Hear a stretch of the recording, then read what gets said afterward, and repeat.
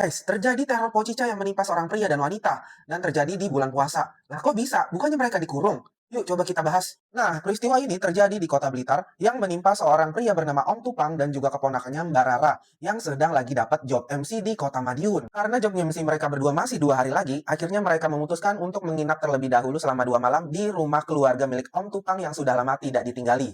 Dan saat mereka sampai di rumah tersebut, mereka langsung merasakan hawa panas, lembab, dan juga pengap dari rumah itu guys. Kemudian Om Tupang dan juga Mbak Rara memutuskan untuk membersihkan rumah tersebut. Lalu Mbak Rara keluar terlebih dahulu untuk membeli makanan buka puasa dan juga untuk sahur guys. Karena memang sudah jam 10 malam. Sementara Mbak Rara keluar beli makan, Om Tupang ini beristirahat di kamarnya sendirian guys. Sampai akhirnya terdengar suara ketokan dari pintu kamarnya. Tok tok tok bunyi suara ketukan pertama. Ketika dilihat tidak ada orang. Tok tok tok suara ketukan kedua berbunyi dan tetap tidak ada orangnya. Sampai terdengar suara ketukan yang ketiga. Tok tok tok. Dan ternyata ada suara Assalamualaikum. Di situ Om Tupang berpikir, kok ada suara orang lain selain gua, padahal si Rara lagi keluar beli makan. Sedangkan yang manggil gua tadi itu suara pria.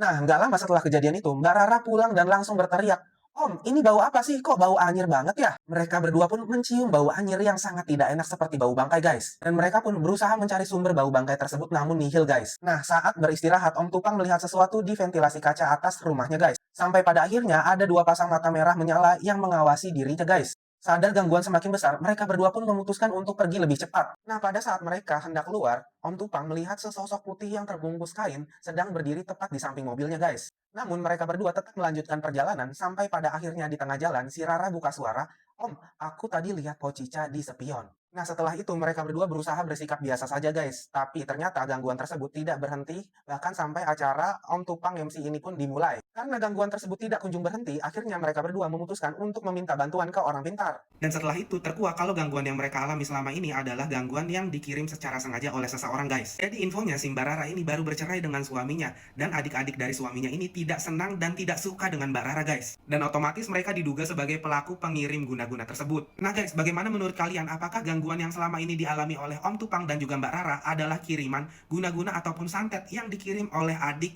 dari suaminya, guys? Gimana pendapat kalian? Coba tulis di kolom komentar ya.